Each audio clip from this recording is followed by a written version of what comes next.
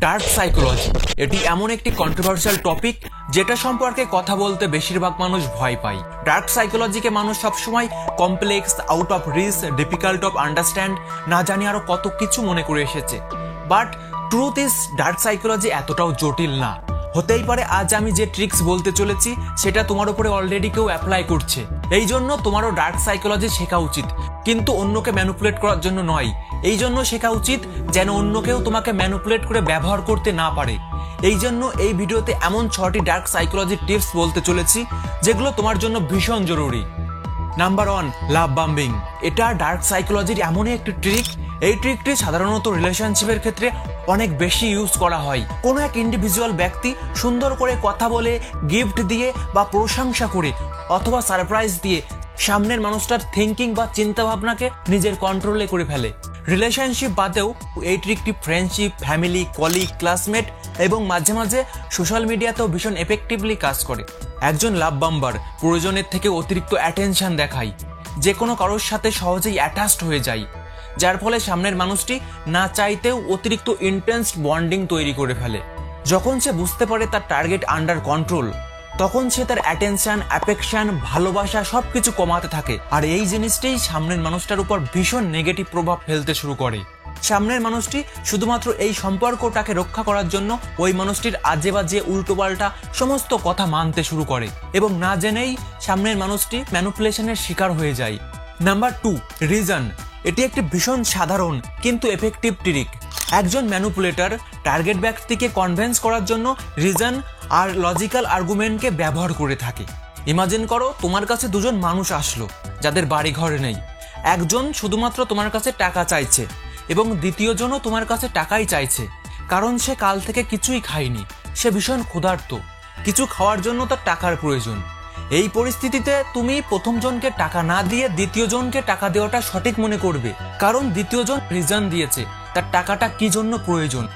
একজন মাস্টারমাইন্ড ব্যক্তি সে যদি ব্যাংক লুট করতে চায়, তাহলে সে তার দলে ইয়াং এবং শক্তিশালী ব্যক্তিকে না নিয়ে সে সবসময় খুঁজবে গরিব, আনএমপ্লয়ি এমন ধরনের মানুষদের, কারণ এই সমস্ত মানুষদেরকে রিজন দেখানো হয় এটা সঠিকভাবে এবং প্ল্যান অনুযায়ী করতে পারলে খুব সহজেই সমস্ত ফিনান্সিয়াল প্রবলেম সলভ হয়ে যাবে, অনেক টাকার মালিক হতে পারবে এবং পুলিশও ধরতে পারবে না। এই সমস্ত মানুষের কাছে রিজনটা এতটাই স্ট্রং থাকে যে তাকে খুব সহজেই ম্যানিপুলেট করা যায়, আর এখান থেকেই তৈরি হয় নতুন ক্রিমিনাল। Number 3, social proof. আমি একটি স্মার্টফোন কেনার জন্য একটি মোবাইল স্টোরে গিয়েছিলাম। বাড়ি থেকে ডিসিশন নিয়েই গেছিলাম এই কোম্পানির স্মার্টফোনই আমার চাই, কিন্তু ওই স্টোরে ওই কোম্পানির মোবাইল ছিল। সেলসম্যান আমাকে অন্য একটি ফোন দেখিয়ে বলে এটা মার্কেটের সেরা স্মার্টফোন, আপনার পছন্দ করা স্মার্টফোনটি বেশ পুরানো, আপনি আরো কিছু পয়সা অ্যাড করে এই ফোনটি নিতে পারেন। তখন সেলসম্যানটি পকেট থেকে ফোন বের করে বলল আমিও এই ফোনটাই ব্যবহার করছি। তখন আমি ভাবতে থাকি এত বড় স্টোরের মালিক, যার সামনে এত রকমের ফোন আছে, তবুও সে এই ফোনটাই কেন ইউজ করছে? ডেফিনেটলি ভ্যালু ফর মানি তো হবেই। ফাইনালি আমি ওই ফোনটাই কিনে আনি। সত্যি বলতে ফোনটা অতটাও ভালো ছিল না, কিন্তু এখানে ম্যানিপুলেশন সফল হয়েছে। যখন আমাদের মনে হয় অন্য মানুষেরা কোনো একটি নির্দিষ্ট জিনিসকে পছন্দ করছে, তখন সেই জিনিস আমাদেরও ভালো লাগতে শুরু করে। যেমন কোনো স্টাইলিশ জিন্স, কোনো জ্যাকেট বা কোনো গান। বড় বড় মার্কেট এজেন্সিগুলো এই ট্রিক ব্যবহার করে। যেমন কোনো সিনেমার পজিটিভ রিভিউ দেখে আমরা সেই সিনেমা দেখতে চাই। Influence the psychology of person বইতে রবার্ট জানিয়েছে এমন কোনো সিচুয়েশন যেখানে আমরা কনফিউজ ফিল করি, যেখানে আমরা আমাদের চারিপাশের মানুষজনকে দেখে, স্পেশালি সেলিব্রিটি বা সোশ্যাল মিডিয়া দেখে আমরা বুঝতে চেষ্টা করি কোনটা করা সঠিক হবে।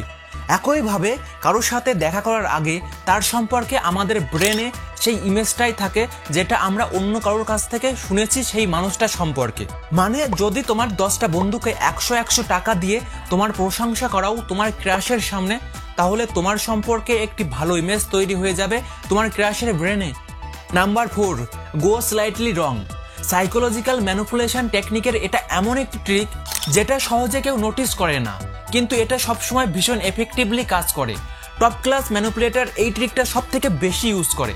এই ট্রিকটিতে কোনো এক ম্যানিপুলেটর কনভারসেশনের সময় কিছুটা ভুল ইনফরমেশন কনভারসেশনের সাথে শেয়ার করে, যার ফলে সামনের ব্যক্তির কাছ থেকে ম্যানিপুলেটর সঠিক ইনফরমেশনের সাথে সাথে কিছু অ্যাডিশনাল ইনফরমেশনও পেয়ে যায়।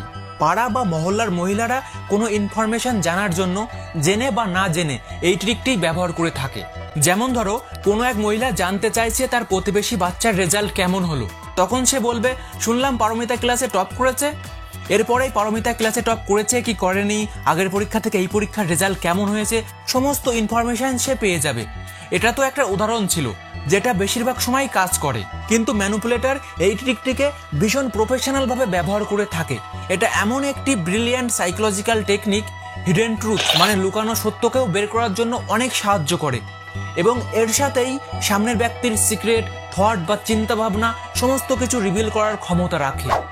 যদি তুমি এই ট্রিকটি ব্যবহার করতে চাও, তাহলে কনভারসেশন শুরু করার সময় ইচ্ছা করে বাড়িয়ে একটু মিথ্যা বলতে হবে, কিন্তু এটা খুব সাবধানের সাথে করতে হবে যেন সামনের ব্যক্তি কখনোই বুঝতে না পারে। তোমার এই ইনকারেক্ট স্টেটমেন্ট শোনার পর সামনের ব্যক্তি চাইবে, বারবার চাইবে তোমার এই ইনকারেক্ট ইনফরমেশনটাকে অ্যাকুরেট করতে। এর সাথে তুমি কিছু অ্যাডিশনাল ইনফরমেশনও জানতে পারবে। Number 5, self abasement. সামনের ব্যক্তিকে দিয়ে কোনো কিছু করানোর জন্য সবসময় কোনো স্ট্রং পয়েন্টের প্রয়োজন হয় না। তার মানে এটাও জরুরি না সামনের ব্যক্তিকে দিয়ে কোনো কাজ করানোর জন্য তাকে ফোর্স অথবা ইনসাল্ট করতে হবে। আর এটাই প্রুভ করে সেলফ অ্যাবাসমেন্ট। একজন ম্যানিপুলেটরের যেটা প্রয়োজন সেটা পাওয়ার জন্য সে নিজেকে হাম্বেল দেখাতে শুরু করে, নিজেকে ইনসাল্ট করে। সাধারণত এই ট্রিক ব্যবহার করা হয় সামনের ব্যক্তির কাছে নিজেকে বোঝানোর জন্য, নিজের কথা বিশ্বাস করানোর জন্য, অথবা কারোর কাছে মাপ চাওয়ার জন্য। আর কখনো কখনো রিলেশনশিপকে স্ট্রং বানানোর জন্য ব্যবহার করা হয়। সেলফ অ্যাবাসমেন্ট মানে আমরা যখন নিজেকে ইনসাল্ট করি, এটা অনেকটাই রিভার্স সাইকোলজির মতন। মনে করো তোমার পার্টনার তোমার উপর ভীষণ রাগ করে আছে, এখানেই কাজ করে সেলফ অ্যাবাসমেন্ট। যেমন ধরো, আমি সত্যি ভীষণ খারাপ, আমি কাউকে ভালোবাসতে পারি না, আমার থেকে বেশি বোকা আর কেউ হতেই পারে না। এমন টাইপের কথাবার্তা ম্যানিপুলেশনের জন্য যথেষ্ট। স্পেশালি রিলেশনশিপে মেয়েরা নিজেকে কিছুটা ইনসাল্ট করে অনেক বেশি প্রশংসা শোনার জন্য এই ট্রিকটি ব্যবহার করে থাকে। তো বন্ধু, এই ট্রিক্সগুলোর মধ্য থেকে তোমার পছন্দের ট্রিক্স কোনটা কমেন্ট বক্সে জানাতে অবশ্যই ভুলবে না। তো ভিডিওটি শেষ পর্যন্ত দেখার জন্য অসংখ্য ধন্যবাদ।